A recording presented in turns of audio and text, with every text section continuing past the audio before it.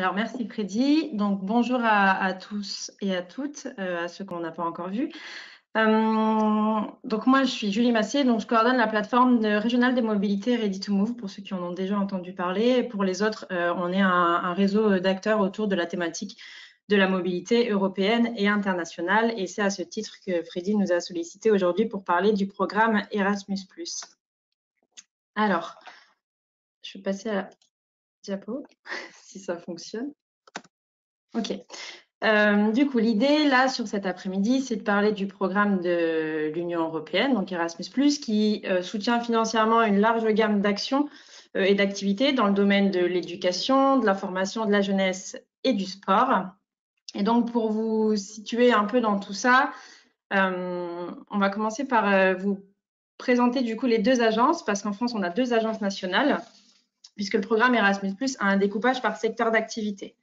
Donc, on va avoir d'un côté l'enseignement scolaire, l'enseignement supérieur, la formation professionnelle et l'éducation des adultes, qui sont gérés par l'agence Erasmus+, éducation et formation, qui est basée à Bordeaux. Et d'un autre côté, les champs jeunesse et sport, qui sont portés par l'agence qui porte le même nom, Jeunesse et Sport, et qui est, elle, basée à Paris. Voilà. En ce qui concerne le sport, les activités sont financées par l'agence exécutive de Bruxelles, et l'Agence de Paris a une mission d'information et d'accompagnement. Ils sont point d'information nationale sur cette partie. Donc, toutes les questions liées au sport, vous pouvez vous les adresser quand même directement à l'Agence de Paris. Donc, ça, c'est un peu le découpage sectoriel sur les deux agences. Et il y a ensuite, sur l'ensemble des deux secteurs, un découpage par action clé. Donc, comme vous le voyez là, l'action clé 1, donc la mobilité des individus. Donc, à la fois les jeunes et les professionnels.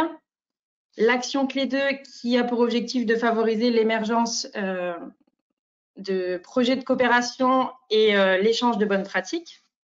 Et l'action clé 3 qui sous-tend des activités qui vont venir renforcer la participation des jeunes à la vie démocratique. Donc, les actions de l'activité, de l'action clé 3, elles sont toutes centralisées et gérées à Bruxelles. Et pour ceux qui étaient familiers sur l'ancien programme, ce qu'on pouvait financer dans cette action clé 3, c'était notamment les actions en lien avec le dialogue structuré, qui maintenant se retrouve sur l'action clé 1, mais on en parlera un peu plus tard.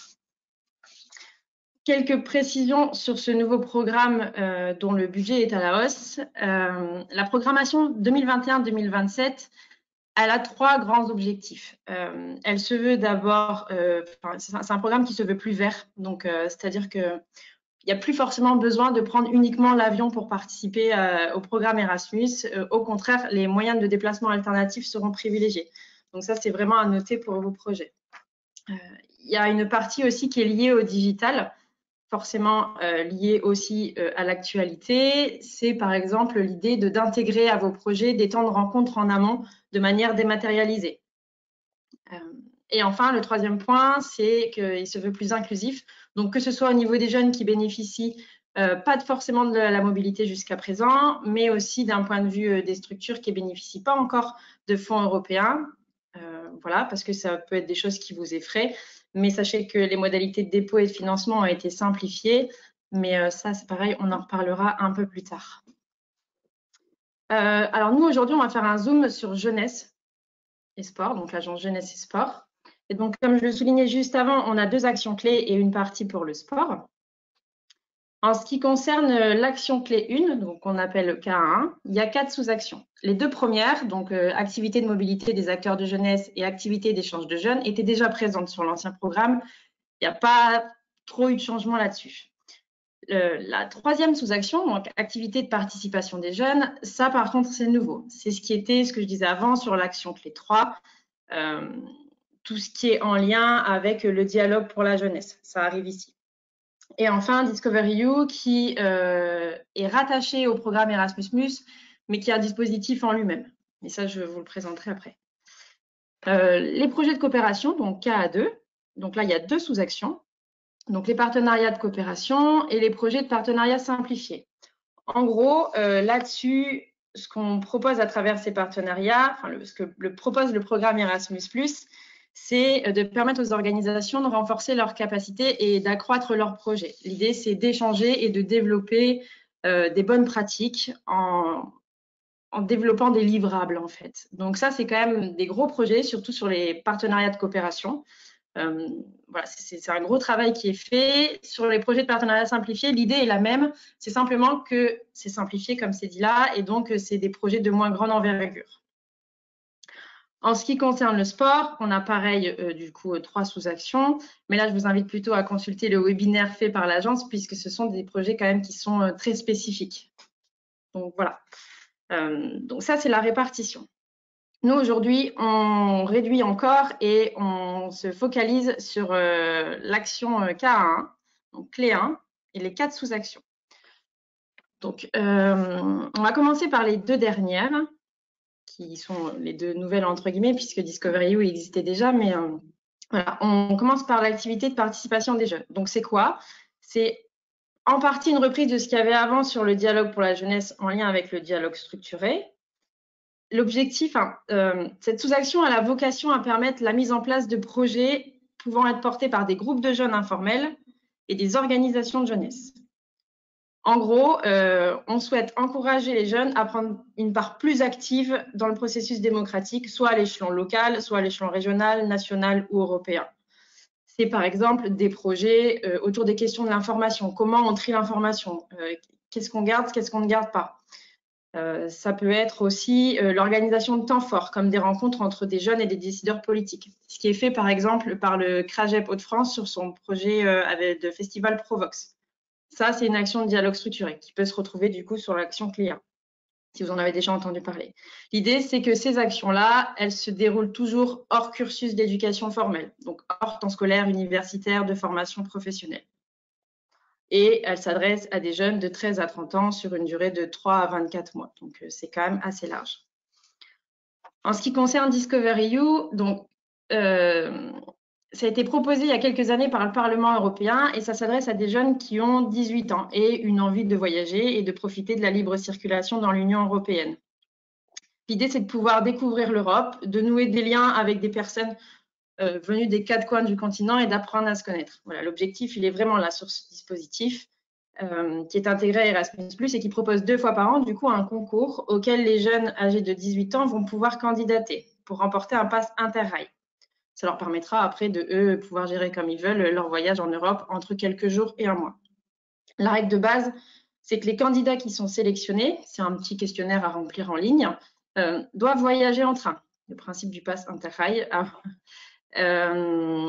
Toutefois, il faut quand même noter qu'il y a des possibilités d'autres modes de transport, comme par exemple l'avion, c'est accepté si ce sont des jeunes qui viennent d'une île, par exemple. Comme ça leur permet d'accéder aussi au programme. Mais l'idée est là, c'est vraiment de pouvoir profiter de l'Europe à ce moment précis de leur vie, à leurs 18 ans. Voilà sur ces 2 programmes de manière un peu brève. Et Mélène, je vais vous présenter les 2 autres. Tout à fait. Du coup, Mélène Peignot, responsable des projets régionaux chez Concordia. Concordia, c'est une asso nationale avec notre délégation basée à Amiens qui fait la promotion du volontariat et de la mobilité. Et donc, on s'appuie beaucoup sur Erasmus+, jeunesse et sport, et notamment sur les 2 projets, 2 dispositifs qui sont affichés, donc activité de mobilité des acteurs jeunesse et activité d'échange de jeunes.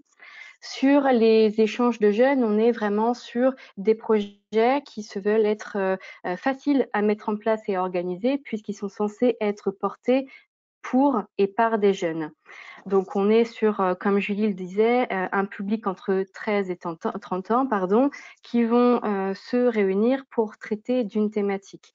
À minima, ces projets doivent être bilatéraux, donc avec la France, là en l'occurrence, et un autre partenaire à l'étranger.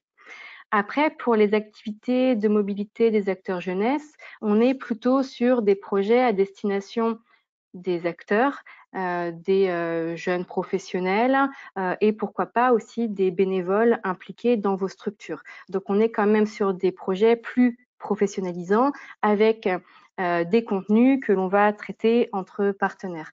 À titre d'exemple, on a un projet en ce moment avec la plateforme Ready to Move qui a vocation à rassembler des partenaires du Maroc, d'Italie, de Biélorussie, de Danemark, d'autres pays encore et de France en fin d'année si les conditions sanitaires nous le permettent. Et l'idée, c'est qu'ensemble, on discute de nos pratiques à destination de la jeunesse, qu'on échange des outils et des façons de faire.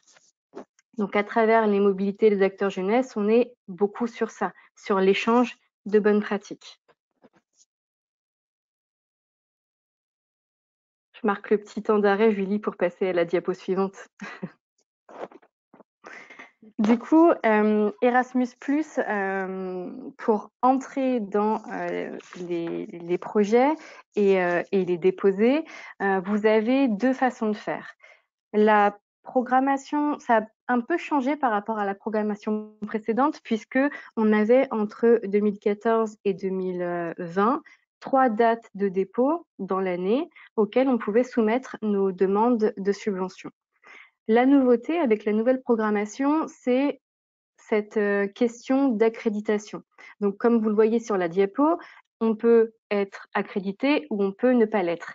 Généralement, les structures qui vont demander l'accréditation, ça va être des structures qui ont une expérience dans la mise en place de projets Erasmus+ jeunesse et qui vont déposer plusieurs projets à l'année.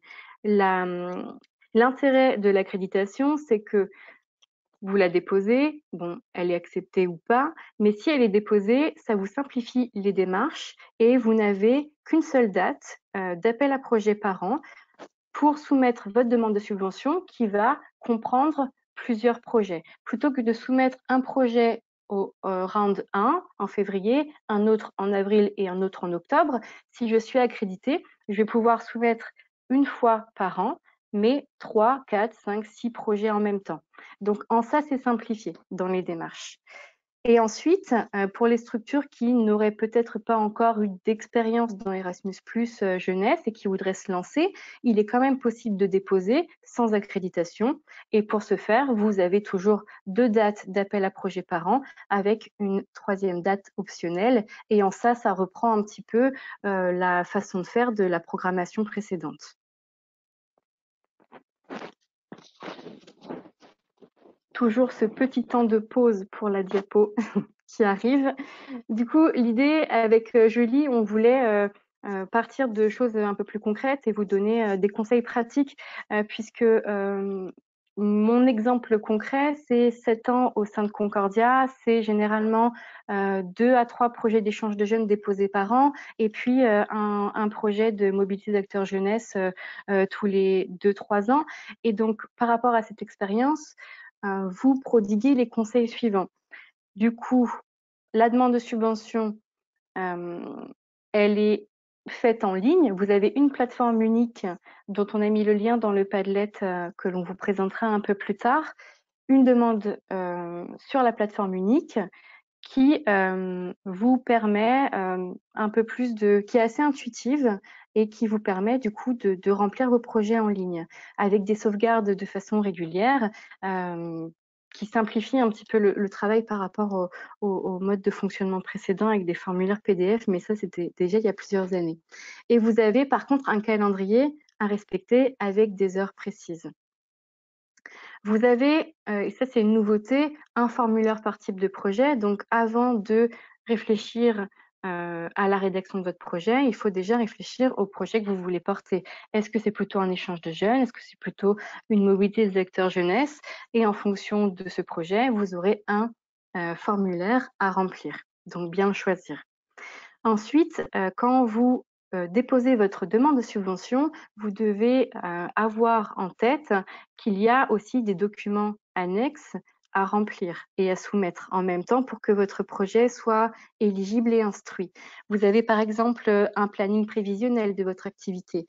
Vous avez aussi une déclaration sur l'honneur à soumettre. Vous avez encore des mandats que vous remplissez et qui sont signés par vos partenaires européens. Donc, différents documents qui vont être nécessaires au moment où vous allez soumettre votre projet et qui peuvent demander du temps, qui sont assez conséquents à remplir, en tout cas pour le planning d'activité. Donc, voilà, il faut y penser bien en amont. L'intérêt que l'on voit en tant qu'association porteuse de projets Erasmus+, c'est notamment dans la partie financière et dans le fonctionnement, qui est beaucoup moins lourd administrativement. Freddy le disait en intro, certains d'entre vous sont déjà experts de certains projets européens. Et donc, quand vous travaillez sur des projets comme le FSE, par exemple, vous avez beaucoup de temps dans la partie administrative de répertorier, recenser toutes les dépenses pour pouvoir ensuite les soumettre à la fin de votre projet pour le valider. L'intérêt d'Erasmus+ Jeunesse, c'est qu'on fonctionne par forfait. Pour les échanges de jeunes, par exemple, on a un forfait de 38 € par jour par participant. Et pour les mobilités des acteurs jeunesse, on est à 66 € par participant par jour. Cet argent, ce forfait, vous permet à la fois de subvenir à l'hébergement, aux animations, à la nourriture, voilà, certaines dépenses que vous aurez, qui sont inhérentes à la gestion de projet. Mais du coup, l'intérêt, c'est que quand vous allez soumettre votre rapport final à la fin de votre projet, vous n'aurez pas besoin de soumettre en même temps tous les tickets de vos dépenses, votre devis pour le bus, le minibus, le transport local, votre ticket d'achat de pain, votre facture d'hébergement. Ça ne sera pas nécessaire. Vous devrez les garder puisque l'agence peut contrôler votre projet a posteriori et peut demander ce genre d'informations. Mais en tout cas, ce ne sont pas des documents que vous aurez à soumettre au moment du bilan. Donc, c'est moins lourd administrativement que d'autres projets européens. Et l'intérêt encore que l'on y voit, c'est que au moment, voilà, vous déposez votre projet, vous avez 2 mois et demi d'instruction avant d'avoir une réponse. Quand cette réponse est positive, vous avez une convention entre l'agence et votre structure coordinatrice qui va répertorier un petit peu le rôle et les engagements de chacun. Et à la signature de cette convention, vous recevrez dans les semaines suivantes 80% de la subvention. Donc, c'est une facilité d'exécution en fait, puisque vous avez déjà ces 80% de la subvention qui vous permettent de ne pas avoir à piocher dans votre trésorerie et qui vous permettent de commencer les premières dépenses sans avoir à vous soucier de cette partie financière. Et ensuite, votre projet se déroule, très bien, c'est une réussite, super. Vous effectuez votre bilan. Et là, si vous êtes en mesure de justifier des 20% restants, l'agence vous verse le solde. Si vous n'êtes pas en mesure de justifier des 20% restants et que vous êtes en deçà des 80%, ça sera dans ce cas-là à vous de rendre de l'argent à l'agence. Voilà. Et le dernier point, c'était la nécessité d'avoir des partenaires européens. Donc, je vous disais que une des pièces à joindre dans la demande de subvention, ce sont les mandats. Ces mandats, comme leur nom l'indique, en fait, le partenaire européen va vous mandater en tant que structure qui va coordonner pour déposer la demande de subvention en son nom. Du coup, il faut absolument avoir un ou plusieurs partenaires avant de déposer cette demande de subvention. Mais si jamais vous n'en avez pas aujourd'hui, ce n'est pas une contrainte en soi puisque il existe des outils mis en place par la Commission européenne qui peuvent vous permettre d'entrer en contact avec des partenaires européens. Et ça sera également présenté dans le Padlet en fin de présentation. Merci Mélène. On va passer juste après sur une autre partie posée par l'Union européenne. N'hésitez pas déjà sur tout ça, si vous avez des questions, à les mettre dans le chat, comme ça on pourra trier au fur et à mesure. On va s'intéresser maintenant du coup au Corps européen de solidarité, voilà, qui fait aussi partie des initiatives de l'Union européenne, mais qui là est un peu plus récente puisqu'elle a été lancée fin 2018. L'objectif, c'est de permettre aux jeunes d'avoir la possibilité de se porter volontaire et de mener des projets de solidarité au bénéfice de collectivités dans toute l'Europe, voilà, de participer à plein de projets différents grâce à 2 axes. Donc du coup, l'axe volontariat, où là, vous avez la possibilité, vous, de déposer des projets d'accueil de volontaires européens ou d'envoi de volontaires sur des périodes courtes, donc de 2 semaines à 2 mois, ou sur des périodes plus longues, de 2 mois à 12 mois. L'idée, c'est que vous déposiez un projet pour obtenir des bourses, que vous décidez soit de gérer par vous-même en faisant votre dépôt, soit vous faites partie d'un projet plus grand et donc du coup d'un consortium où c'est pas forcément vous qui le portez, mais vous bénéficiez de ces bourses quand même. C'est ce qu'on a nous sur la plateforme Ready to Move. On a un consortium de 11 acteurs, il y a un porteur et d'autres bénéficient également des bourses d'accueil et d'envoi en fonction des demandes qu'on a faites. On a ensuite les projets de solidarité. Alors, les projets de solidarité, c'est des projets qui sont initiés par les jeunes. Donc, ça va être des projets, je ne sais pas, d'inclusion par exemple, ou des projets environnementaux, de santé liés au sport. Voilà, c'est très large. Le mot solidarité laisse le choix aussi pour pouvoir développer un peu ce qu'on veut. L'idée, c'est que là, on parle de projets européens, mais ce corps européen de solidarité, c'est pareil, c'est en Europe et un peu plus loin. Vous pouvez très bien accueillir des volontaires turcs, par exemple. Ça marche aussi. Vous pouvez envoyer des volontaires en Norvège. Ça peut se faire également. Voilà, il y a beaucoup, beaucoup de possibilités. Donc, il ne faut pas hésiter à regarder de ce côté-là. Sachant que sur ce programme, tout organisme public ou privé peut s'en saisir. Donc, on accompagne, que ce soit des établissements scolaires qui accueillent des volontaires, que ce soit une mission locale, une association. Ça peut être vraiment beaucoup, beaucoup de structures différentes et ça apporte vraiment une plus-value à la structure d'avoir un volontaire en son sein pour pouvoir parler à d'autres jeunes, par exemple. Toutes les informations sur ce dispositif se retrouvent dans le guide du corps européen de solidarité, qui est véritablement la Bible, pour pouvoir avoir toutes les informations sur ce programme. Là, on vous en donne quelques informations, mais si vous voulez plus d'infos, n'hésitez pas à aller vous référer sur ce guide. Vous pouvez également trouver des exemples de projets financés qui sont disponibles dans la base de données européenne ou sur le blog de l'agence, si vous avez envie de vous faire une idée de ce qui est développé. Voilà, sur cette partie corps européen de solidarité, il y a beaucoup de choses à faire et c'est pareil, c'est un fonctionnement par forfait, donc c'est assez facilité. Julie, je me permets juste de te couper un petit instant. N'hésitez pas à couper vos micros si ce n'est pas le cas pour éviter voilà, d'interrompre ceux qui interviennent. Voilà. Je vous remercie. Donc du coup, ça me permet de passer à la suite et de laisser la parole à Mélène qui va vous expliquer le fonctionnement. Ça marche. Merci Julie. Du coup, comme Julie l'expliquait, le CES, c'est assez récent, 2018. Et du coup, un peu sur le système d'Erasmus+, pardon, on va avoir besoin pas d'une accréditation, là on va parler de label. Donc vous voyez, il y a le schéma sur la diapo. Vous avez deux types de labels possibles. Un label qu'on va appeler label de qualité qui permet d'avoir le rôle de partenaire. Voilà. Donc le label simple qui est à gauche de l'écran. Et vous avez à côté le label qui s'appelle Label for Applicants, qu'on va appeler label LEAD, L-E-A-D, et qui va lui vous permettre d'avoir accès aux demandes de subventions et de coordonner des projets. Donc, deux labels, à minima pour accueillir ou envoyer des volontaires dans le cadre du corps européen de solidarité, vous devez avoir le label simple, le label qui s'appelle de qualité, mais qui ne vous permet pas d'avoir directement accès aux demandes de subvention, puisque pour ce faire, il faut avoir le label LEAD. Donc, ça, c'est une première chose.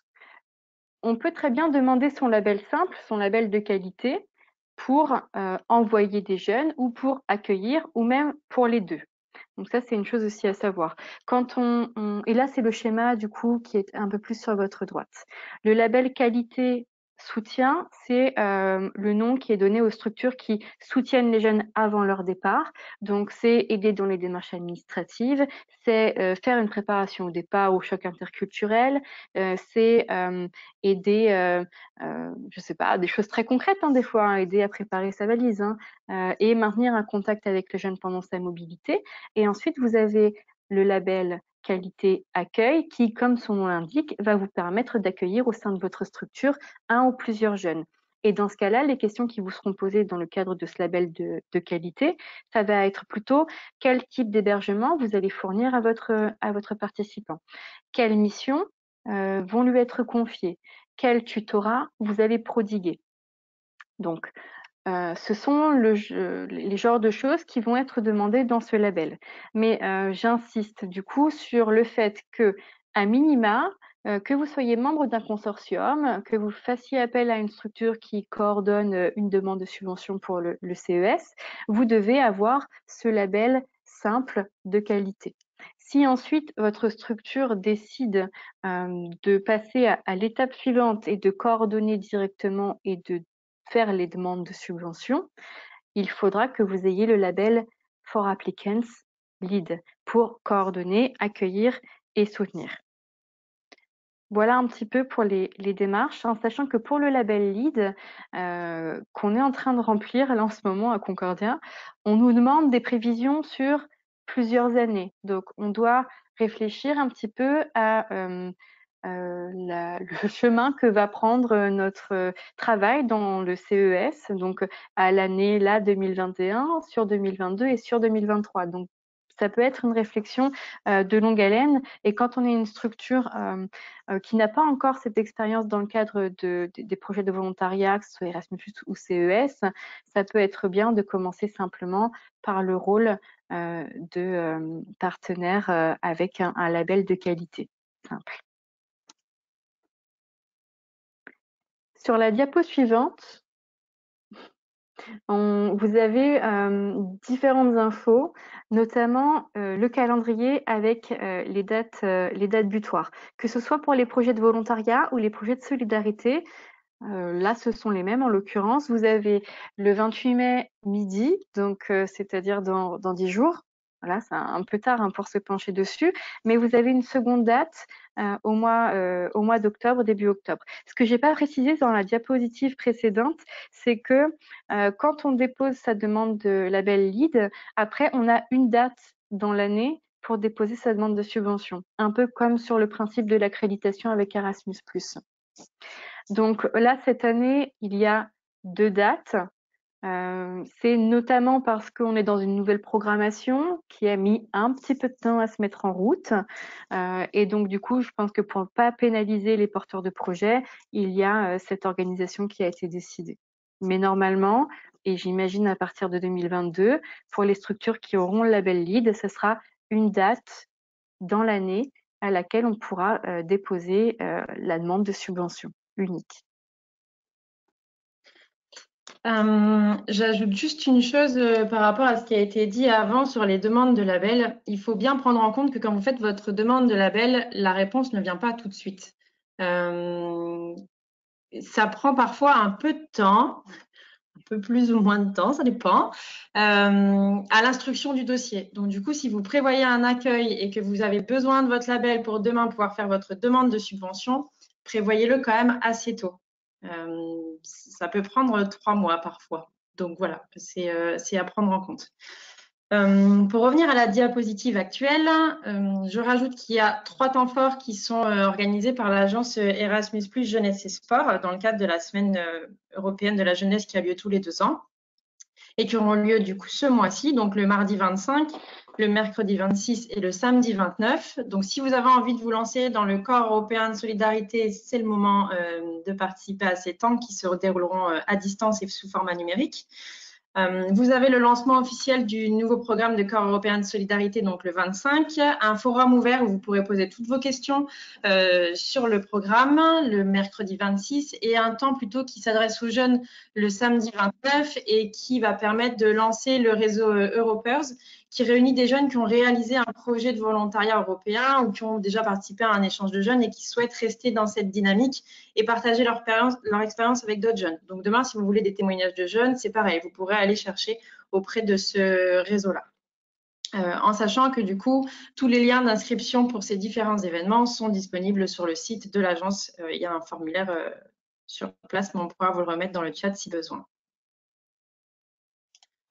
Vous retrouverez également toutes les informations du coup sur un Padlet. Mais je vais changer de page pour vous présenter le Padlet comme ça. Alors, c'est bon, ça s'affiche.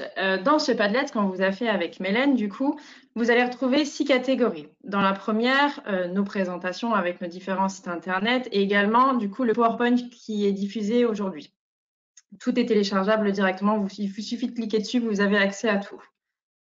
La deuxième catégorie, c'est sur le programme Erasmus+, dans son ensemble. Donc, vous retrouverez ce qu'est le programme Erasmus+, le lien vers leur site Internet, le fameux guide dont on a parlé tout à l'heure, avec toutes les réponses à vos questions, et aussi plutôt des documents qui permettent de comprendre un peu plus facilement le guide et de ne pas forcément devoir se pencher tout de suite sur les 300 pages.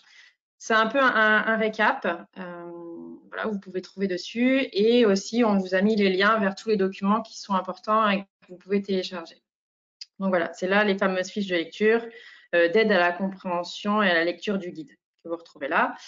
À la fin, on vous a mis aussi également le lien vers la plateforme pour déposer vos demandes de subvention. Donc c'est la même pour Erasmus+, et pour le programme CES. C'est la même chose, on vous les a remis aux deux endroits. Sur le CES, c'est idem, vous retrouvez la même chose, donc le site, le guide du programme CES qui est un guide à part, les fiches techniques, donc d'aide à la lecture, donc pour les projets de volontariat et les projets de solidarité, vous avez toutes les informations spécifiques dans ces documents-là. Une infographie sur comment on fait pour se lancer dans le CES, quelles sont les différentes étapes, avec une petite précision quand même, parce que sur cette infographie, ça se base sur la programmation précédente, donc 2014-2020. Donc, il y a des choses qui ont un peu changé, mais dans l'idée, c'est à peu près ça. Vous retrouverez également les différents documents à télécharger et la plateforme de subvention. Sur la troisième catégorie, on vous a mis les outils d'accompagnement des porteurs de projets.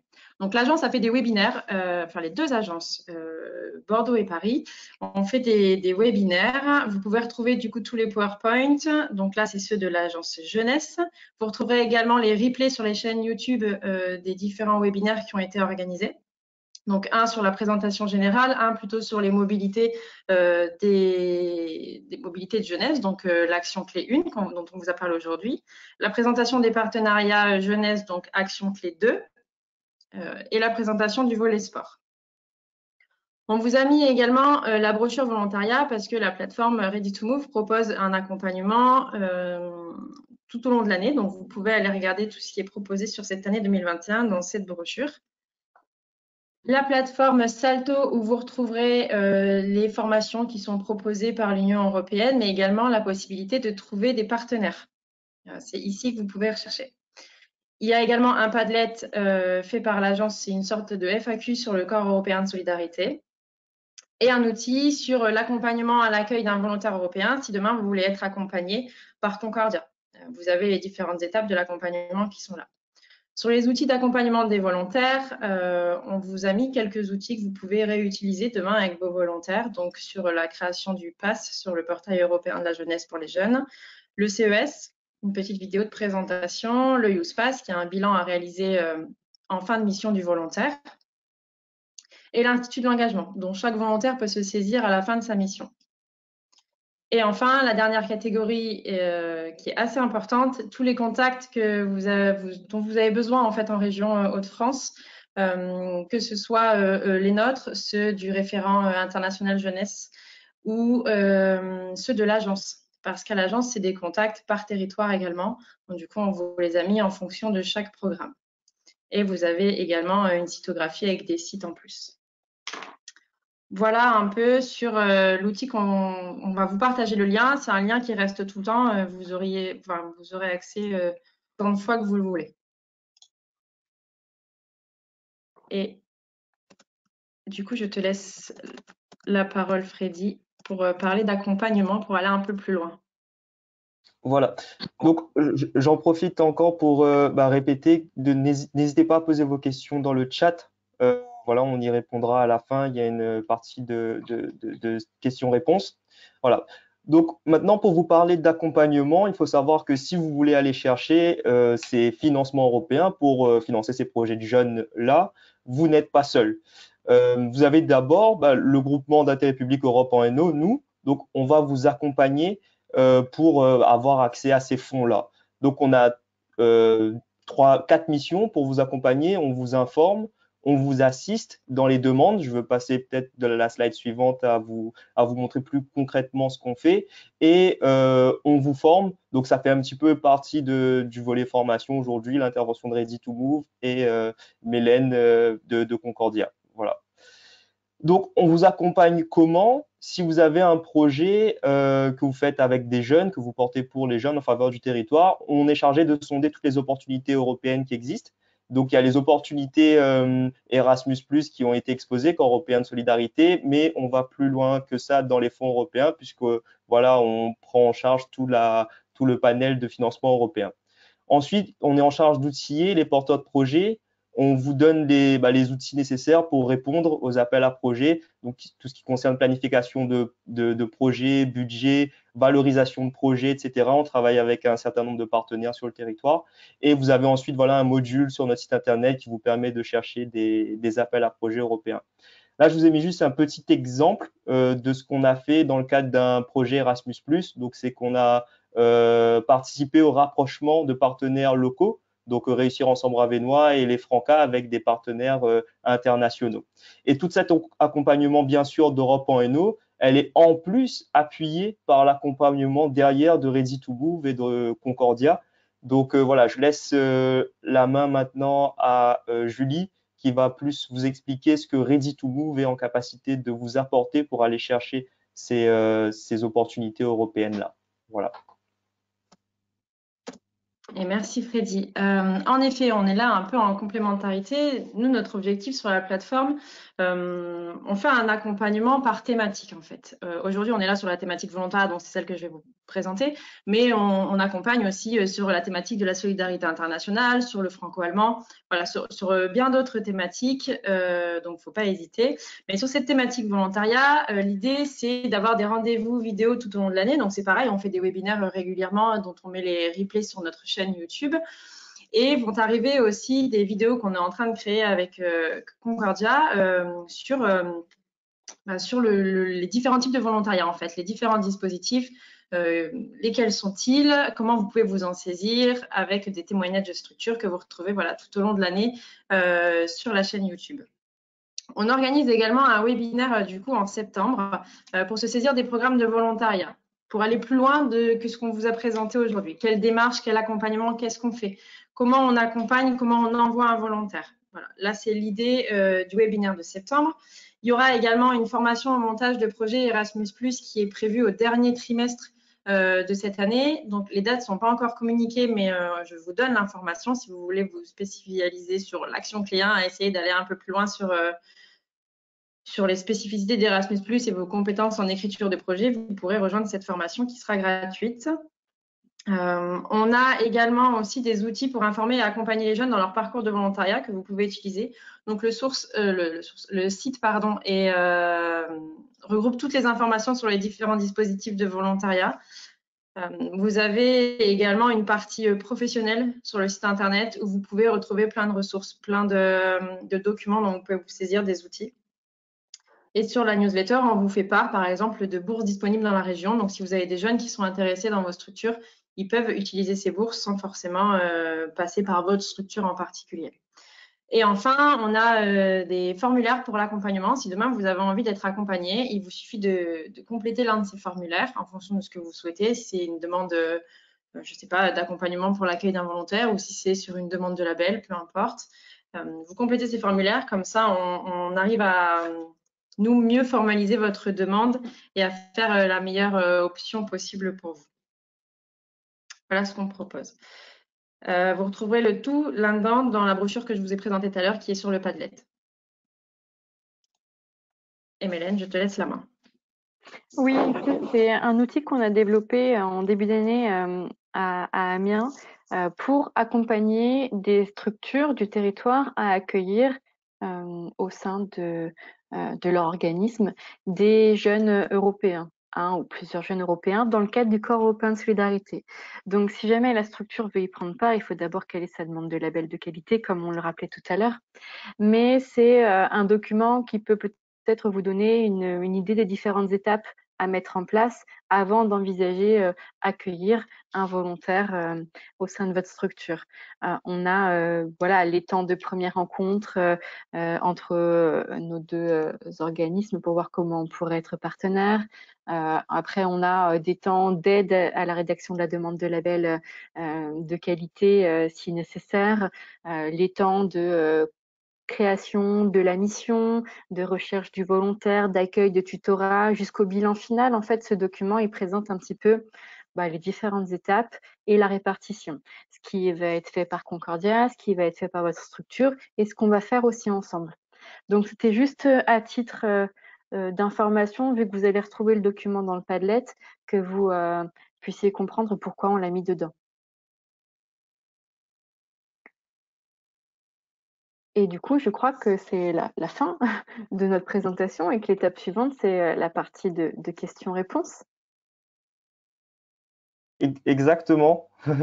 Donc, tu m'as joliment donné la main, merci. Du coup, je vais commencer avec une première question qui a été posée par Isabelle Huiloco qui concerne le CES. Où trouve-t-on la liste des organismes LEED? Voilà, donc je vous laisse la main pour… La réponse va être rapide. C'est que pour l'instant, comme personne n'a déposé de lead, la liste n'est pas disponible et l'agence n'a pas encore prévu de la diffuser. Ce qu'on fait, c'est que nous, sur la plateforme, on est à peu près au courant de tout ce qui se passe sur le territoire et on sait qui a prévu de déposer un label lead ou pas. Donc, vous pouvez nous contacter, on vous mettra en contact avec la personne la plus proche de chez vous ou celle qui vous intéresse le plus. On peut vous donner un listing.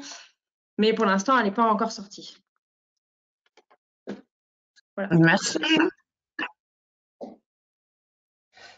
Du coup, j'en profite, donc je vois pas d'autres questions dans le chat. Si jamais vous voulez poser des questions, n'hésitez pas à activer votre caméra, lever la main, dire votre nom, prénom, votre organisme et ensuite poser la question. Il n'y a pas de souci, on peut le faire en direct.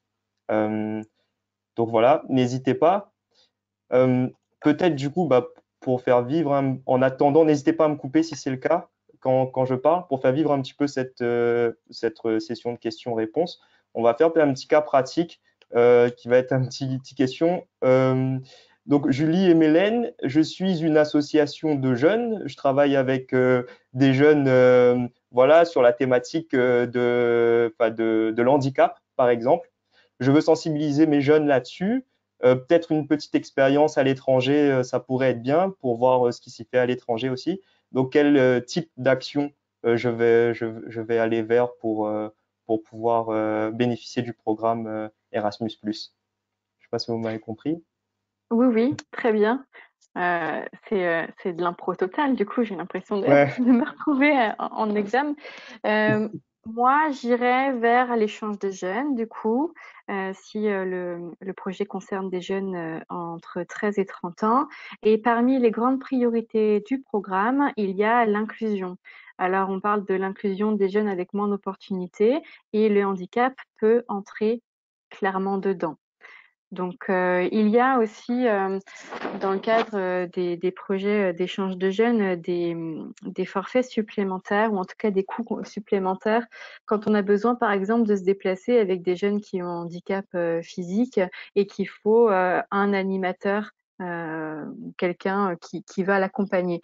Donc, ce genre de choses a déjà été pensé. Et je pense, Julie, qu'il y a quelqu'un qui a mis un projet en place, c'était Léo Lagrange sur le handicap. Ça rentrait dans Erasmus+ ou pas?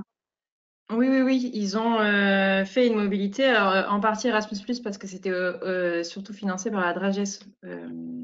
Voilà. Mais ils ont monté un projet. Il y en a d'autres qui l'ont fait. Ils l'ont fait avec l'ALEFPA de Cambrai et il y a leur témoignage sur le site. En fait, j'ai fait toute une rubrique sur le site internet de Ready to Move. Dans la partie ressources, il y a toute une rubrique mobilité et handicap où vous retrouverez des informations spécifiques sur les mobilités, enfin sur les projets de mobilité sur la thématique du handicap, du coup.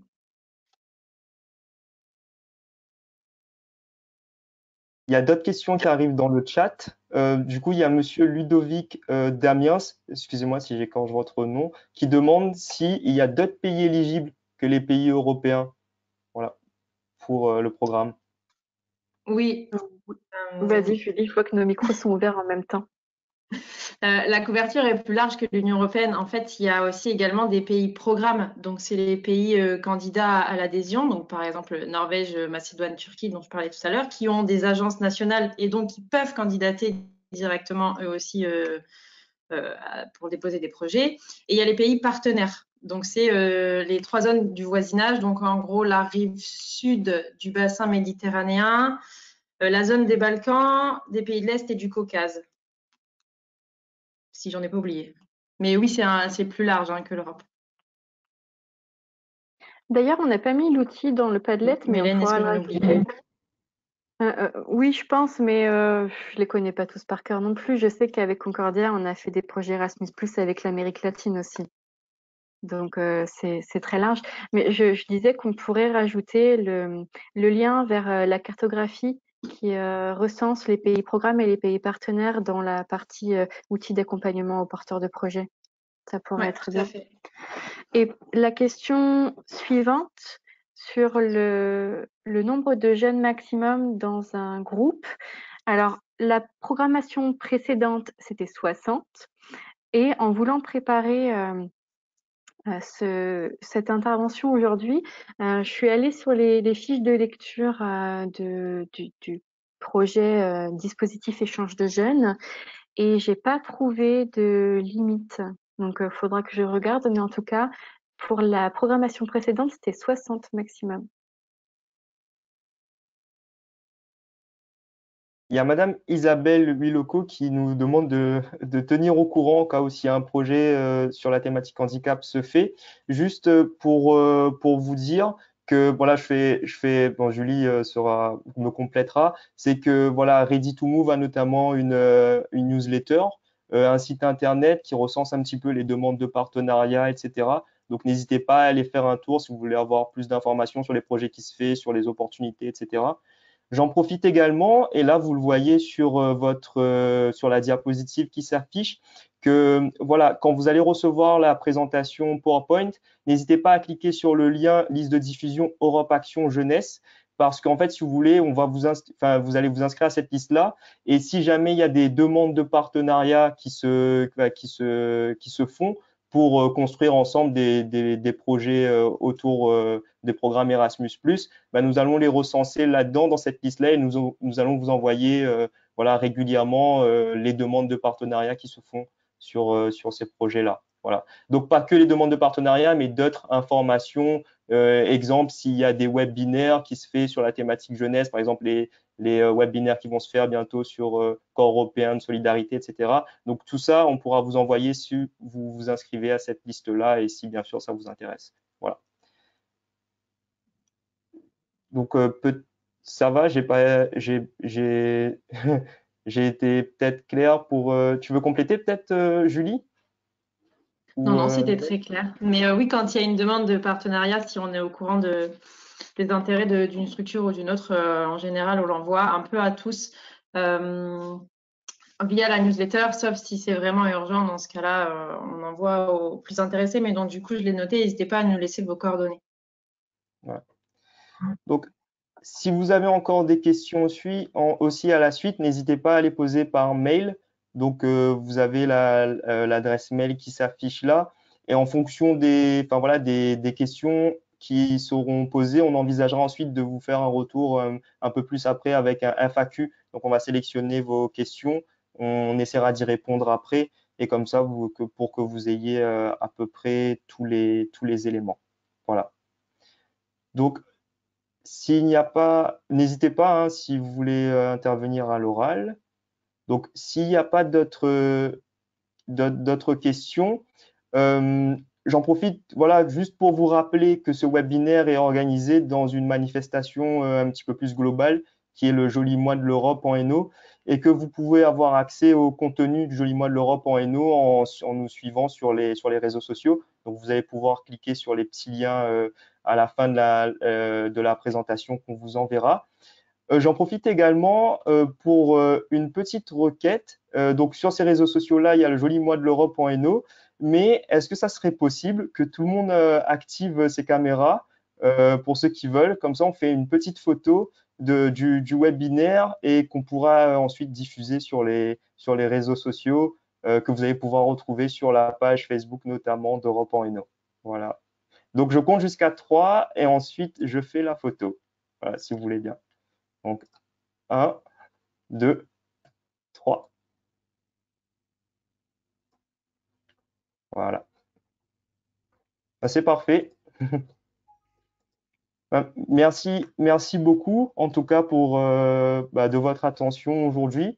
J'espère que maintenant vous y voyez plus clair sur les opportunités qu'offre le programme Erasmus+ pour les projets que vous portez ou que vous allez porter avec vos jeunes en faveur de la jeunesse du territoire du Hainaut. N'hésitez pas, je le répète, si vous avez des questions, à revenir vers nous par mail. Donc, on y répondra, ou du moins, on essaiera d'y répondre avec les éléments qu'on a en main. Je rappelle aussi que si vous voulez aller chercher ces financements européens-là pour soutenir vos projets, vous n'êtes pas seul. Donc, il y a le groupement d'intérêt public Europe en Hainaut, il y a Ready to Move et il y a Concordia. Les contacts seront aussi dans la diapositive. Donc voilà, n'hésitez pas à vous contacter si c'est le cas, si vous avez besoin d'informations supplémentaires, d'accompagnement peut-être un petit peu plus individualisé, etc. Donc voilà. Du coup, je ne vois pas d'autres questions dans le chat. Julie et Mélène, dernière chance pour intervenir ou avant de mettre fin au webinaire. Non, c'est pas une intervention, mais juste pour tous vous remercier d'avoir été présents aujourd'hui et ne vraiment pas hésiter à nous contacter si vous avez la moindre question. Ce sera un plaisir d'y répondre. Voilà. Et moi, je vous souhaite juste une bonne fin de journée, une bonne après-midi. Parfait. Bon après-midi à tous. Au revoir et merci à tous d'être présents, d'avoir été présents aujourd'hui. Voilà. Et bon joli mois de l'Europe à tous.